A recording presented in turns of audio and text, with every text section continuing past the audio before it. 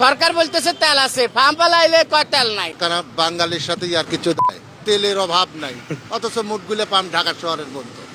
বাবা তোমার দরবারে সব পাগলের খেলা, বাবাই হরেক রকম পাগল দিয়া মিলাইছে মেলা। বিষয় হলো বাংলাদেশে নাকি পর্যাপ্ত পরিমাণ তেল আছে। এখন পুলিশের গাড়ি ও মানুষ জনগণ ধাক্কাই ধাক্কাই নিতে আছে, তেল নাই, চলে না, তেল নাই। কি বলছি বুঝতে পারছেন?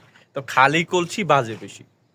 সারা বিশ্বের প্রত্যেকটা রাষ্ট্র মানে সোসমোজো গাইতেছে, প্রত্যেকটা রাষ্ট্র চিন্তিত ইরান এবং আমেরিকার যুদ্ধ নিয়ে, এবং প্রত্যেকটা রাষ্ট্রই তেলের দাম বাড়িয়ে গেছে। কিন্তু বাংলাদেশে আমাদের যে বিএনপি সরকার, তারা বলতেছে আমাদের কাছে পর্যাপ্ত পরিমাণ তেল আছে, তেলের কোনো সংকটই নেই। তো বিষয় হলো তেলের কোনো সংকট যদি না থাকে, তাহলে পুলিশের গাড়ি ঢেলে নাই গেলে গিয়া মানুষ ঘন্টার পর ঘন্টা লাইনে দাঁড়ানোর পরেও তেল পায় না কিসের জন্য? কারণটা কি? তো একটা কারণ আছে, মানে ফাইজলামির একটা লিমিট থাকা দরকার।